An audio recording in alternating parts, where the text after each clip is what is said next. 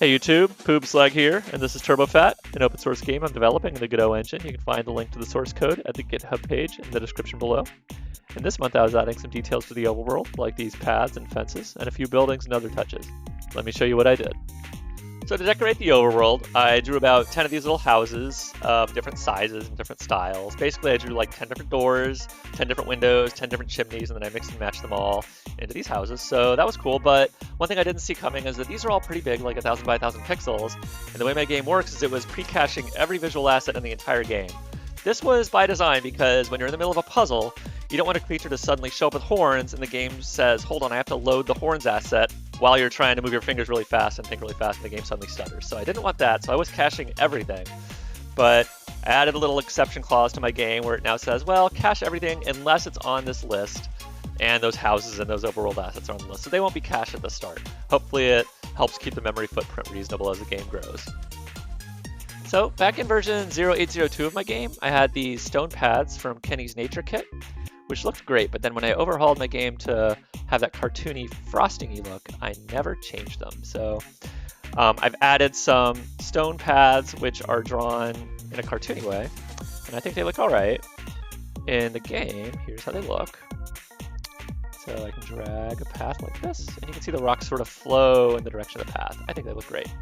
So the way I got that looking how it looks though, is you can see there's sort of two little secrets to it. The second row here, you can see it has a red box in the top, middle, and bottom, and it's the same for all four of these tiles. So weirdly, when I draw a path that just goes vertically in a straight line, Godot is going to randomly pick one of these four tiles instead of using the same one every time.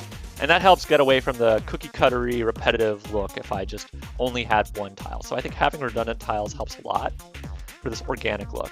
And then the second thing I did is these corners, you can see they have these blue checkerboard patterns, and that just means Godot won't use the corners when it's auto-tiling. So I don't have to worry about corner connections at all. Godot will just ignore those. All that's great. The only thing I do wish might have worked a little better is the way the goop just flows under the tiles right now. It doesn't actually sink under, and it doesn't wave around them. It just ignores the tiles, and you know, it's okay for starters. I hope someday maybe I can make it look better, but honestly that stuff seems really hard. So when drawing these 3D rounded isometric tiles, they all connect well except for the corners, which have these sunken in bits. My approach to fixing this was to add another layer just of corner covers. They would check if the tile at the corresponding location was connected to the right and below, and if so, they'd add a corner cover to this special tile map. This worked all right for the floor, where this tile map could just be drawn over top of the floor, and it would cover everything. But on the obstacle layer, these corner covers were Y-sorted, and this caused a drawing order issue. The tiles in back would be drawn first, followed by the corner cover for the specified position, and then the tiles in front would cover it up. Y-sorting these corner covers was a necessity, because sometimes they'd show up in front of or behind a tree or an obstacle. So they still had to be Y-sorted, I just had to figure out this drawing order problem. The fix ended up being really simple, which is to flip the logic and check for connections above and to the left. This way the objects in back would be drawn first, followed by the bottom tile, and its corner cover could be drawn last. I'm really glad this simple fix ended up doing what I needed, because otherwise I have no idea how I'd fix this. I also added some frosted obstacle blocks, and to help them stand up from the floor, I gave them a lighter color and changed the noise texture here. That way they'll have a different goop pattern. So I also drew the restaurant of your first competitor, the Buttercup Cafe.